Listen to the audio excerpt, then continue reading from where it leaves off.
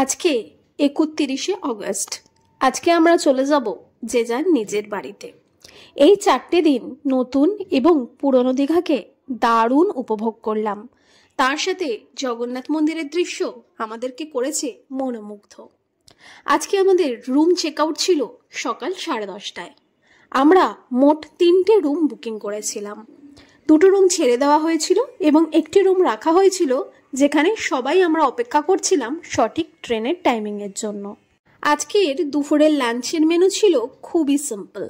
আমরা নিয়েছিলাম আজকে ভেজ থালি আর তার সাথে ছিল মাছের কারি। আমরা যেহেতু মাছ খাই না সেই জন্য কিছু সংখ্যক লোকের জন্য শুধুমাত্র ছিল ভেজ থালি। আমার দীঘা হোটেলের খাবার দাবার কিন্তু আমার বেশ ভালোই লেগেছে। দেখতে দেখতে ঘড়ির কাঁটায় তখন বেজে গেছে প্রায় 6:10। আমাদের ইচ্ছা করলো একটু চা খাওয়ার। ফোন করলাম রিসেপশনে। রিসেপশন থেকে বলা হলো 7টার আগে নাকি চা পাওয়া যাবে না। তো তাড়াহুড়ো করে লাগেজ নিয়ে আমরা বেরিয়ে পড়লাম রাস্তায়। স্টেশনে যাওয়ার পথে রাস্তা দিয়েই চা খেয়ে চলে যাব। আমরা এর আগেও যখন দীঘাতে এসেছিলাম তখন নতুন দীঘাতেই ছিলাম এবং এইটা বুঝলাম যে নিউ দীঘাতে প্রায় প্রত্যেকটা হোটেলেই কিন্তু রান্না বান্না বেশ ভালো। তাই যে কোনো হোটেলেই থাকুন না কেন খাওয়ার স্বাদ নিয়ে আপনাদের বিশেষ চিন্তার কোনো কারণ নেই। এই হোটেলের সংলগ্নেও একটি চা দোকান থেকে আমরা জমিয়ে দিলাম চায় চুমুক। তারপর পাত্তারি গুটিয়ে অটোতে বসে এবার রওনা দেব আমরা রেলওয়ে স্টেশন। কাল থেকে আবার যে যার জায়গায় যে যার কর্মজীবনে ব্যস্ত। তাই জন্য এই 4টে দিন আমাদের ভীষণ জরুরি ছিল একটু ঘোরাফেরার জন্য। আর সেই কারণে আমাদের এই দীঘার ট্রাভেল সিরিজ। দীঘার রেলওয়ে স্টেশন নিউ দীঘা এবং ওল্ড দীঘার মধ্যবর্তী জায়গায় অবস্থিত।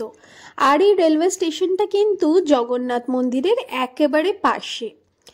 আমাদের আজকের রাতের ট্রেন ছিল 7:30 যাব আমরা কান্টারি এক্সপ্রেসে। আমরা যখন টিকিট কাটছিলাম তখন কিন্তু আমরা চেয়ার কাটে টিকিট পাইনি। সেই কারণে আমরা সকলের টিকিট কেটে নিয়েছিলাম 2AC। এর আগে দীঘা থেকে হাওড়া যাওয়ার আমার কোনো এক্সপিরিয়েন্স ছিল না 2AC, কিন্তু অন্যান্য জায়গায় আমি কিন্তু 2AC ট্রাভেল করেছি অনেক। এবার আমাদের কান্টারি এক্সপ্রেসে একটি নতুন অভিজ্ঞতা হয়েছে। কি সেটা একটু পরে বলছি, কিন্তু তার আগে দীঘা রেলওয়ে স্টেশন থেকে জগন্নাথ মন্দির দেখতে ঠিক কতটা সুন্দর লাগে সেটা আপনারা একটু দেখে নিন।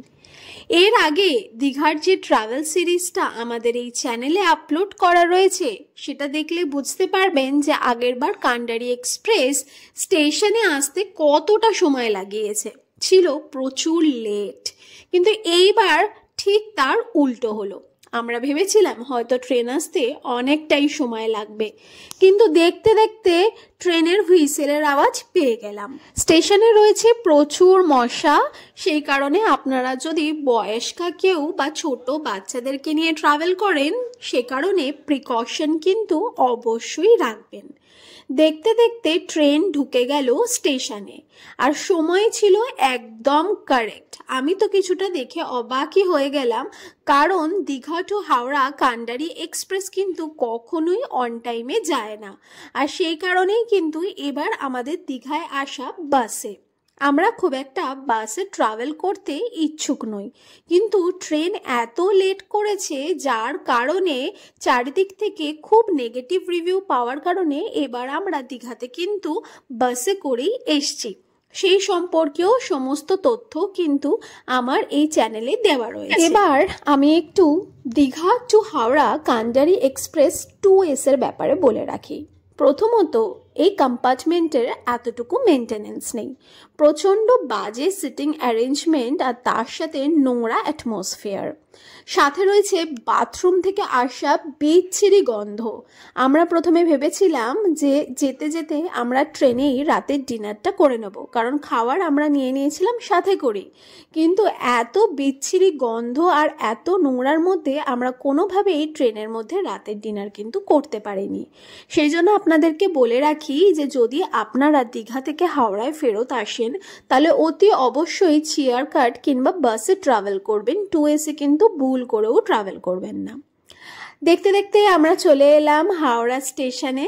আশা রাখছি আমাদের দীঘা ট্রাভেল সিরিজ আপনাদের ভালো লেগেছে। দেখা হবে আবার একটা নতুন এপিসোডের সাথে। Till then by.